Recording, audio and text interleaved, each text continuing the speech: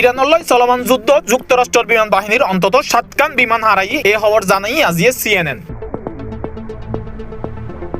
শুক্রবার দুইজন আলাদা ঘটনাত একখান F-15 আর একখান A-10 বিমান ভূপাতিত হই। এর ফলে সংঘাতে হারানো মোট মানব চালিত মার্কিন বিমানের সংখ্যা 7খানত পৌঁছি।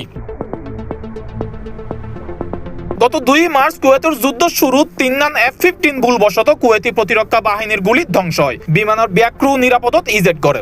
মার্কিন প্রতিরক্ষা মন্ত্রী পিট হেগসেট জানাই 3 পাইলট ইতিমধ্যে আবার মিশনত অংশ লর। 12 মার্চ ইরাকত K-135 রিফুয়েলিং বিমান বিধ্বস্ত হই। এ হারণে 6 জন মার্কিন সেনা নিহত হই। যুক্তরাষ্ট্র সামরিক সূত্র জানাই বিমান অপারেশন এপিক ফিউরি এর সময় আরেকখান বিমানলৈ সংঘর্ষ জড়াই। দ্বিতীয় বিমান নিরাপদত অবতরণ করছিল।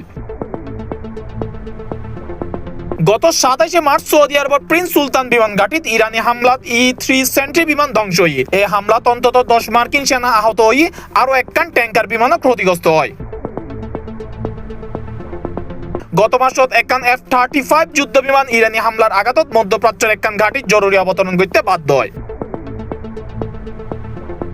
28 ফেব্রুয়ারি যুক্তরাষ্ট্র ও ইসরায়েল যৌথভাবে ইরানের বিরুদ্ধে অভিযান শুরু করিবার ফরতুন অঞ্চলত উত্তেজনা বৃদ্ধি পাই।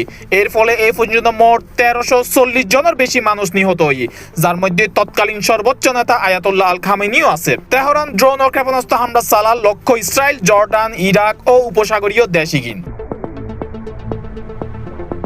International desk C+ TV।